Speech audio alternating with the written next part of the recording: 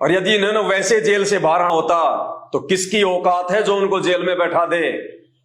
Diary में note कर लो, मानो ना मानो पर मैं एक सत्य घटना बताने जा रहा हूं। परमात्मा का अवतरण इस धरा पे हो चुका है और याद रखना एक दिन आएगा जब तुम इस डायरी के पेज को खोलकर पढ़ोगे।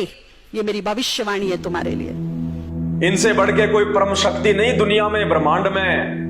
ये अपनी मर्जी के मालिक हैं और इनके जेल जाने के पीछे बहुत सारे रीजन हैं। आने वाले समय में 1000 वर्षों तक संत रामपाल जी का सत भक्ति मार्ग पूरे विश्व में चलेगा।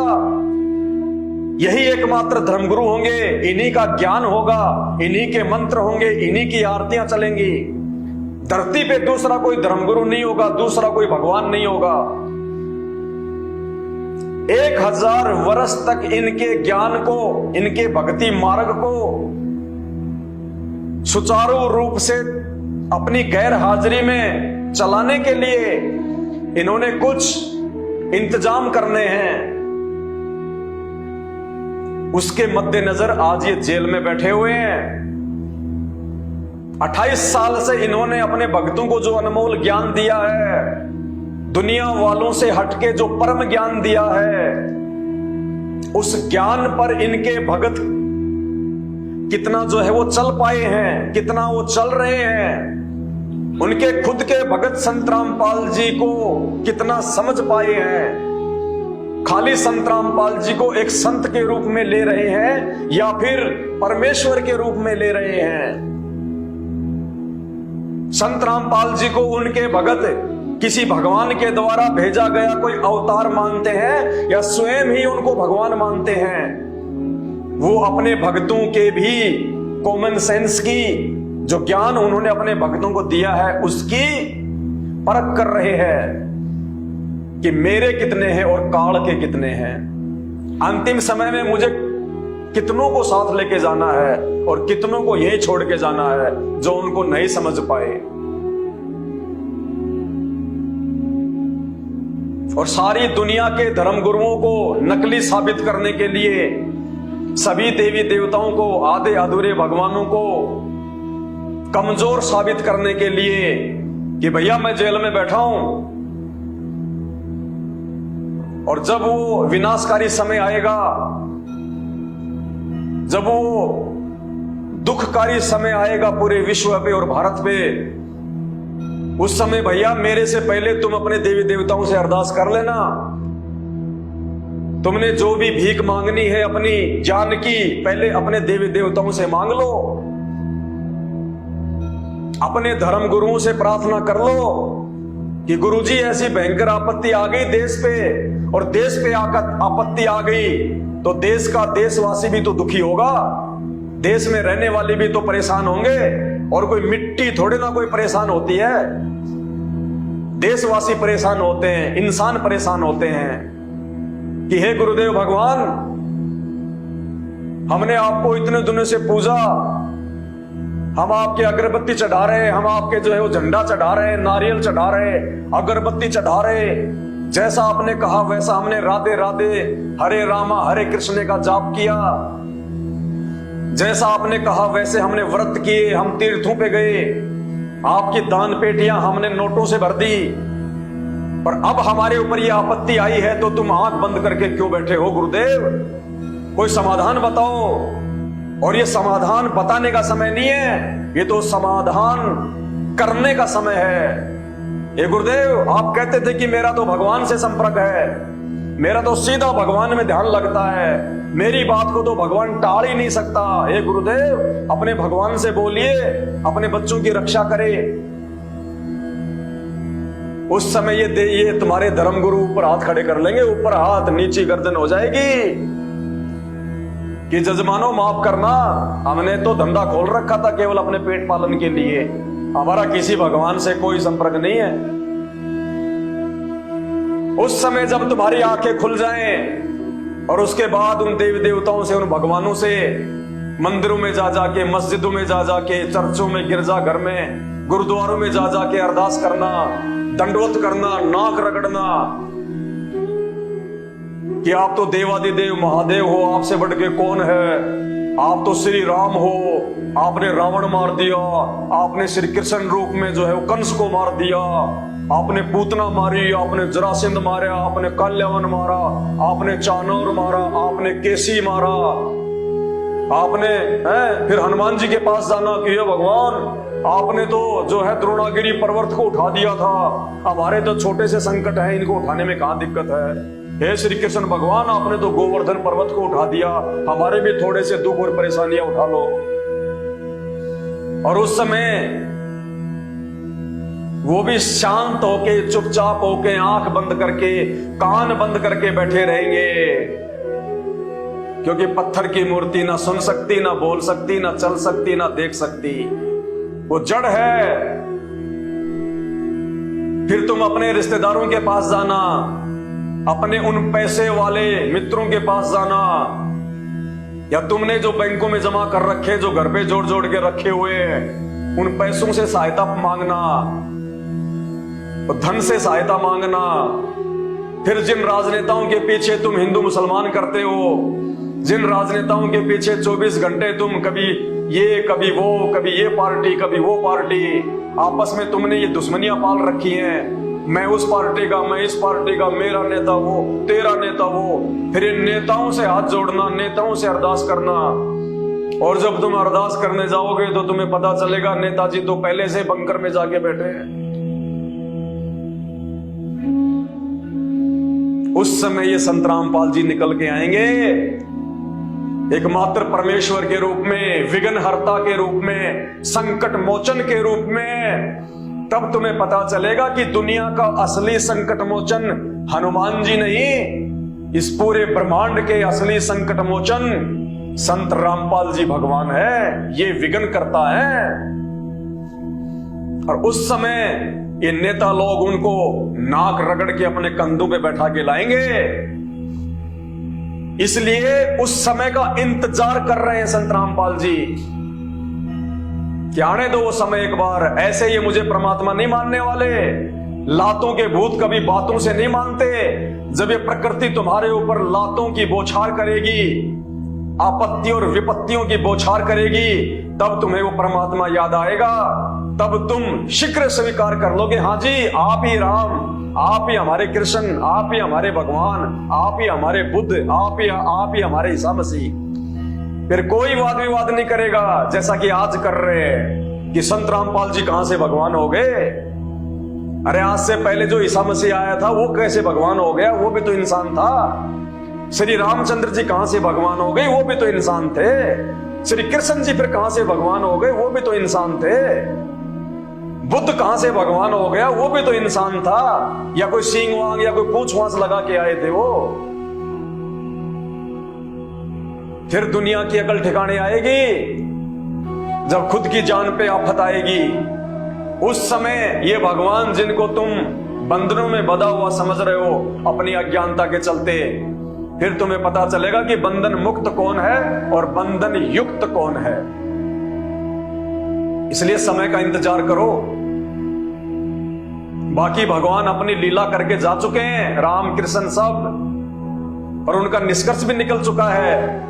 उनका सामर्थ्य, उनकी समर्थता, उनकी कमजोरी, उनके कृत्य, उनके कुकृत्य सब सामने आ चुके हैं। अभी संत Rampal ji on the way हैं, अभी दुनिया छोड़ के गए नहीं है। इनकी जो हिस्ट्री लिखी जाएगी वो आज से पहले किसी देव महादेव की नहीं लिखी गई। ये पूर्ण परमेश्वर है। इन्हें आप अपनी तरह हार्ड मास का कोई पुतला मत समझ लेना। ये दिखाई जरूर दे रहे हैं आप और हमारी तरह, ये हार्ड मास का पुतला नहीं है। ये सह शरीर आए थे और सह शरीर जाएंगे। ये कबीर परमात्मा है। 650 साल पहले जो कबीर जी मगहर से सह शरीर गए थे, पीछे से जब उनकी बॉडी को देखा तो फूलों में तब्दील थी। नानक जी जब शरीर छोड़ा तो उनकी बॉडी फूलों में तब्दील हो चुकी थी, क्योंकि नानक जी भी उसी कबीर परमात्मा के रूप में थे। और ये संत रामपाल जी आज स्वयं कबीर परमात्मा है, ये किसी के रूप में नहीं है, खुद में खुद धरती पे आके बैठा हुआ है। ये संत रामपाल जी ना ही तो श्री रामचंद्र जी की तरह जल में डूब के जल समाधि लेके दर्दनाक अकाल मौत मरेंगे, ना ही श्री कृष्ण जी की तरह पैर में जहरीला तीर लगने से दर्दनाक मौत मरेंगे, ना ही महात्मा बुद्ध की तरह जहरीला भोजन करने से पूरे शरीर में जहर फैलने से मरेंगे, और ना ही ईसा मसीह की तरह सूली पे लटक के हाथों में पैरों में छाती में कील ठुकवा के मरेंगे। ये सबका बाप है, सबका पिता है, मसीहों का मसीहा है, ये सच्चा वाहे गुरु है, आदि अनादि सत्य पुरुष है और धरती पे स्वयं प्रकट है। और दुनिया देखेगी जब ये इस धरती से जाएंगे अपनी आंख फाड़ फाड़ के, वो गए गुरु जी, वो गए परमात्मा, वो जा रहे हमारे बंदी छोड़, वो जा रहे आदि राम। सह शरीर जाएंगे, सह शरीर, क्योंकि इनका शरीर आप और हमारी तरह हाड़ मांस का पुतला नहीं है, ये भगवान है। अंत में दुनिया को वो चमत्कार दिखा के जाएगा जो लोग भक्ति के निकट भी नहीं है वो भी पैरों में पड़ जाएंगे। ये दुनिया ऐसे इनको भगवान नहीं मानने वाली, तो सबसे पहले तो प्रकृति की मार पड़ेगी भयंकर। आगामी 4 से 5 वर्षों में जब दुनिया को नानी याद आएगी ना, अभी दुनिया का दिमाग उनकी जो है वो गुद्दी में है, अभी दुनिया की बुद्धि उनकी गुद्दी में है। जब तक उनकी बुद्धि, उनका अभिमान, उनका अहंकार उनके ये घुटनों में नहीं आएगा, तब तक ये संत रामपाल जी को भगवान के रूप में नहीं मानने वाले। बकवाद करते हैं, जेल में है, भगवान क्यों है, ये है वो है। थोड़ा सा इंतजार करो, अब ज्यादा समय नहीं रह गया। बुद्धिमान वो होगा जो समय रहते उनके शरण में आ जाएगा, उनको अपना मसीहा स्वीकार कर लेगा, उनके सत्संग सुनना प्रारंभ कर देगा। वरना एक छोटा सा भूत प्रेत जब किसी में प्रवेश कर जाता है तो नानी याद दिला देता है। और आने वाले समय में इस प्रकृति का जो भयावह रौद्र रूप सबके सामने आने वाला है, नानी की नानी याद आएगी, छठी का दूध। और जो जितना लेट आएगा उसकी उतनी ही लेट सुनवाई होगी, ये भी कान खोल के सुन लेना। जो जितना लेट संत रामपाल जी के शरण में आएगा उसकी उतनी ही लेट सुनवाई होगी। तो ये बंधन युक्त नहीं है, ये बंधन मुक्त परमात्मा है। ये आपकी दृष्टि में, आपकी नजरों में ये जेल में बैठे हुए हैं, हमारी नजरों में ये सर्वत्र हैं, हर जगह है, पूरे ब्रह्मांडों का संचालन कर रहे हैं। अभी हमारी बात समझ में थोड़ी आएगी जब थोड़ा आपके प्रारब्ध, आपके पूर्व जन्मों के कुकर्मों की मार जब आप लोगों पे पड़ेगी, और उस समय जब आपके माता पिता, रिश्तेदार, भाई बंधु, पैसा, दौलत, संपत्ति, देवी देवता, धर्म गुरु जब आपसे हाथ पीछे कर लेंगे कि भैया हमारे बस की बात नहीं है तेरे संकट काटना, तो महापापी आदमी है, पता नहीं तूने कितने कुकर्म किए हैं। उस समय ये संत रामपाल जी काम आएंगे, क्योंकि असली संकट मोचन है, ये असली विघ्न करता है, ये मंगल करता है, ये दाता है। उस समय पता चलेगा कि कौन बंधन में है और कौन बंधनों से छुड़वाने के लिए, हमें जन्म और मृत्यु के बंधनों से छुड़वाने के लिए, 84 लाख योनियों के बंधनों से छुड़वाने के लिए धरती पे आए हुए हैं। तो त्रेता युग में जन्मे दशरथ पुत्र, सीता के भरतार, लक्ष्मण के भाई, हनुमान जी के भगवान श्री राम, राम रावण युद्ध में अपने खुद के बंधन नहीं कटवा पाए, वो तो इतिहास बन चुका है, नकार नहीं सकता कोई। एक सांप से अपने आप को बंधन मुक्त नहीं कर पाए, उनके वाहन ने, गरुड़ जी ने आके उनके बंधन काटे। तो उनमें कितनी सामर्थ्यता है, उनमें कितनी योग्यता है, वो कहां तक के भगवान हैं। और आने वाले समय में जो श्री रामचंद्र जी नागफास से खुद के बंधन नहीं जो है काट पाए, आने वाले समय में जब ये प्रकृति अपना रौद्र रूप दिखाएगी, तुम्हारे बंधन कहां से काट देगी मेरे बंधुओं। समय है, संत रामपाल जी की शरण में आ जाओ। बाद में रोने धोने पछतावे के अलावा, सिर पे हाथ पटक पटक के खून के आंसू रोने के अलावा कुछ भी शेष नहीं रहेगा। और जितने भी लोग जो गालियां निकालते हैं, जो कमेंट्स में, चुन चुन के हिसाब देना पड़ेगा, चुन चुन के। मैं अरदास करता हूं मेरे गुरुदेव भगवान से कि परमेश्वर इनकी जीभ में कहीं कोई कैंसर ना हो जाए परमात्मा, क्योंकि इन मंद बुद्धियों को ये नहीं पता ये किस ये किस परम शक्ति के लिए, ये किस महापुरुष को गालियां दे रहे हैं, ये किस आदि पुरुष के लिए उल्टे सीधे और भद्दे कमेंट्स कर रहे हैं। मुझे डर है कि कहीं आप लोगों की जीभ में कैंसर ना हो जाए, क्योंकि ये परम संत है और उस परम संत की अगर सौपन में भी किसी ने निंदा की है, उसको बहुत भयंकर सजा भोगनी पड़ी है अपने जो है वो कर्मों की। तो मुझे दुख है इस बात का कि आप लोगों की जीभ में कहीं कैंसर ना हो जाए। साधु संतों के विषय में बहुत सोच समझ के मुख से एक एक शब्द निकालना पड़ता है, और ये कोई नकली साधु संत नहीं है, कोई नकली धर्मगुरु नहीं है, लोगों के दान पे जीवन यापन करने वाला ये कोई भिखारी नहीं है, ये पूरी दुनिया को भीख देने वाला दाता है। दाता एक राम, भिखारी सारी दुनिया। बहुत सोच समझ के निंदा करने से पहले आंख फाड़ के देख लेना, इनके सत्संग सुन लेना पहले। कहते हैं तिनका कभू ना नींदिए जो पांव तले होए।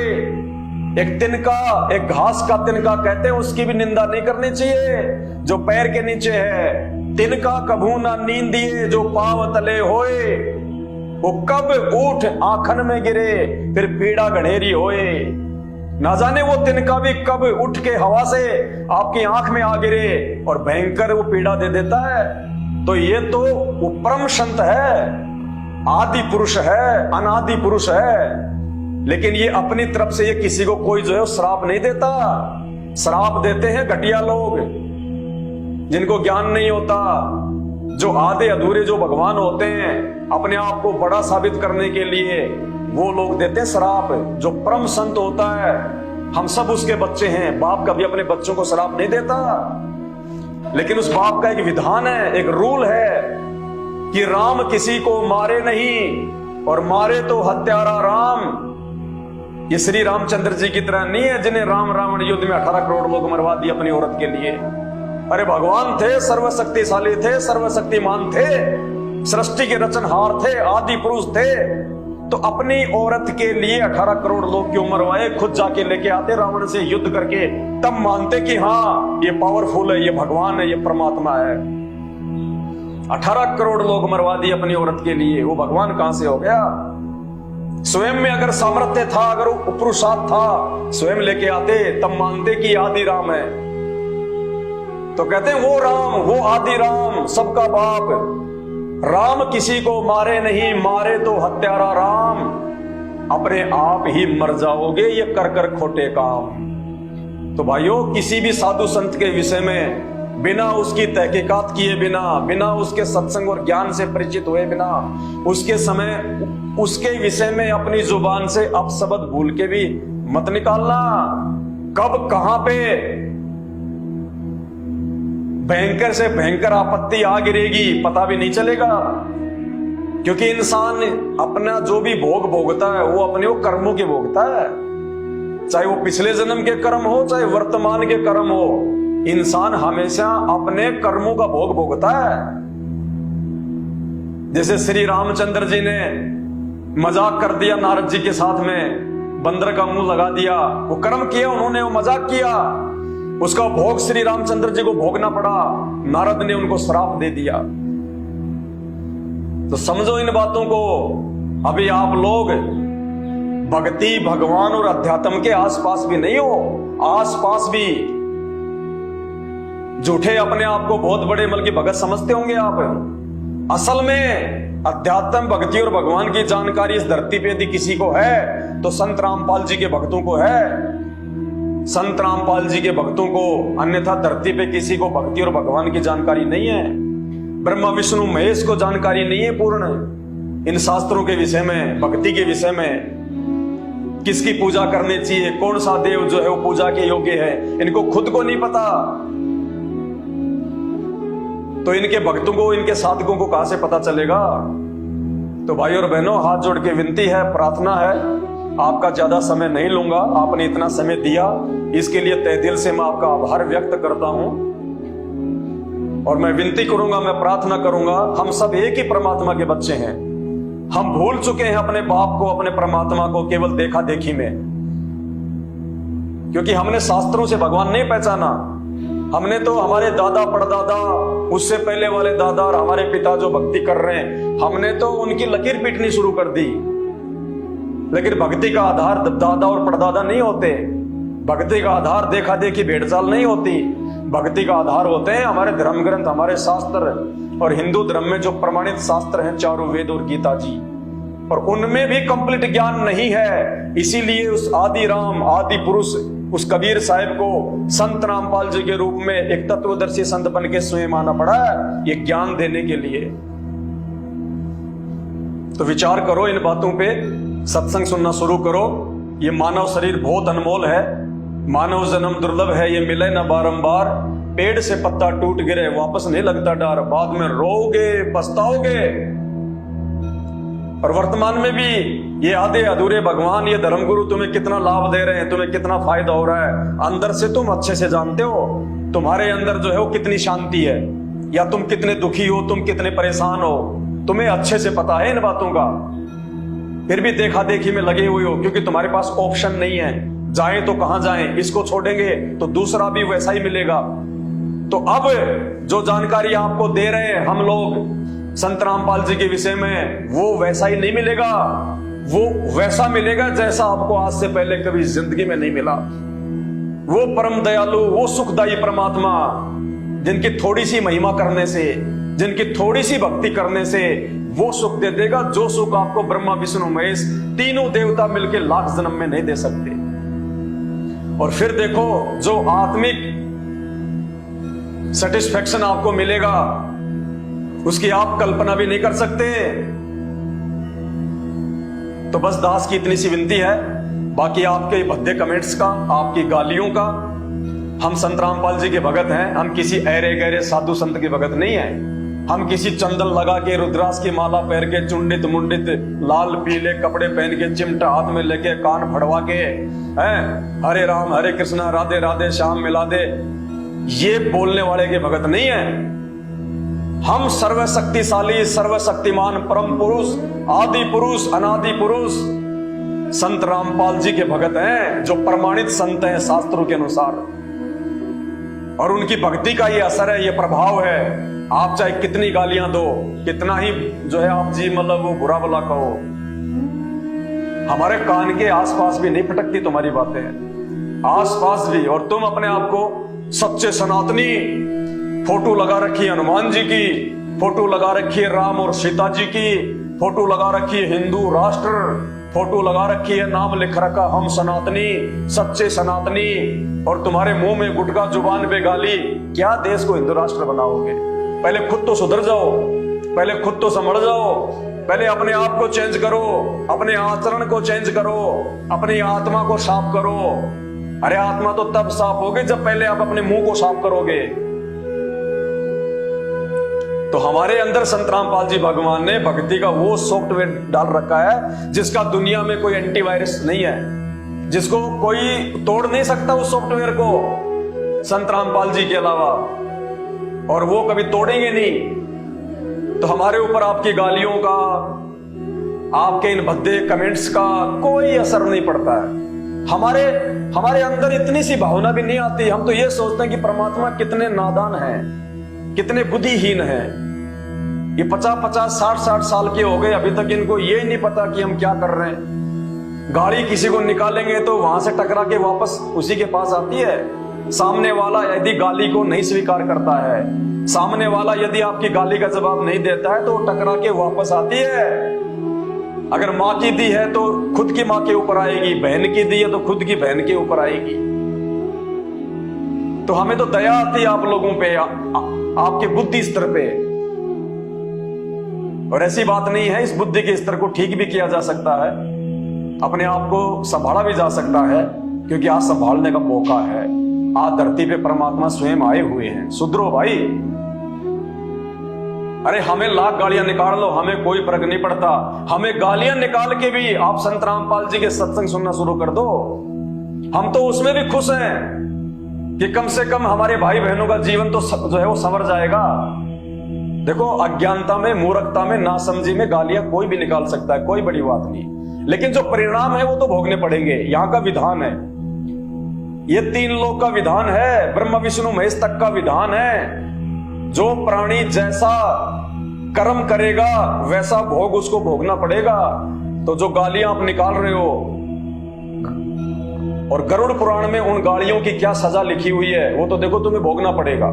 ये तो तुम्हारी अपनी गलती है, क्योंकि मानव शरीर प्राप्त करके, अनमोल जन्म प्राप्त करके ये जीव परमात्मा ने भक्ति करने के लिए दी है, सत्य वचन भाषण करने के लिए दी है। और जो इस जीव से गालियां निकालेगा, जो इसका दुरुपयोग करेगा, परमात्मा कहते हैं अगले जन्म में वो बैल बनता है, बैल 84 लाख योनियों में जाएगा।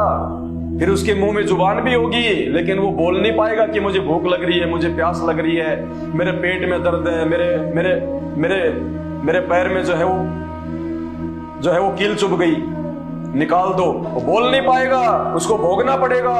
क्यों?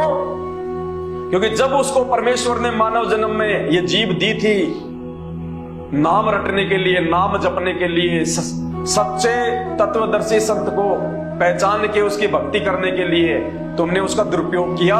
उल्टी उस परम संत को गालियां निकाली, उनके भक्तों को गालियां निकाली। उसका परिणाम, उसका दंड तो यमराज देगा ही देगा। अभी भी समय है, अगर बचा जाए तो बच लेना। ये संत रामपाल जी हैं जो यमराज के जो है उस दंड को भी काट सकते हैं। कुछ नहीं है इनके लिए, सेकंडों का काम है। चाहे तुमने कितने ही बड़े से बड़े महापाप, महाकुकर्म और अपराध क्यों ना कर रखे हैं इस जन्म में, चाहे किसी लाखों वर्ष जो है वो पहले वाले जो है वो जन्मों में, संत रामपाल जी यूं काट देंगे, यूं चुटकियों में। उनके पास वो भक्ति है, वो मंत्र है। तो अभी भी समय है, संत रामपाल जी के सत्संग सुनना शुरू करो, अपने मानव जीवन को सफल बनाओ, धन्य बनाओ, और अपने माता पिता को भी उनके सत्संग सुनाओ, अपने बच्चों को भी उनके जो है वो सत्संग सुनाओ। यूट्यूब पे जाके आप जी सर्च करो सत्संग संत रामपाल जी महाराज, और विनती करूंगा आप जी उनकी सृष्टि रचना जरूर सुनना, क्योंकि जो सृष्टि रचना है वो सभी धर्मशास्त्रों को समझने की मास्टर की है। जब तक आपके पास में मास्टर की नहीं होगी, आप इन सदग्रंथों को, धर्म ग्रंथों को नहीं समझ पाएंगे। तो सबसे पहले यूट्यूब पे संत रामपाल जी के जब आप सत्संग सुने तो आप उनकी सृष्टि रचना को जरूर सुने। उम्मीद करता हूं भाई को समझ में आ गया होगा, उसके सवाल का जवाब उसको मिल गया होगा कि कौन बंधन युक्त है और कौन बंधन मुक्त है। बाकी समय बहुत ज्यादा हो गया है और आप लोगों का समय बहुत कीमती है। इसी के साथ अपने शब्दों को विराम देता हूं और विनती करता हूं कि जितना जल्दी हो सके संत रामपाल जी के सत्संग सुनना शुरू कर दीजिए, वरना आने वाले विनाशकारी समय में धरती पे कोई बचाव का रास्ता नहीं है। चाहे कितना ही दिमाग लगा लेना, कितना ही पैसा खर्च कर लेना, कितना ही भटक लेना, भाई इस परम संत के अलावा धरती पे कोई भी सुरक्षा कवच नहीं बचेगा। और उस समय फिर मजबूरन नाक रगड़ के आना पड़ेगा, लेकिन जितना लेट आओगे सुनवाई भी उतनी ही लेट होगी। बंदी छोड़ सदगुरु रामपाल जी भगवान की जय हो।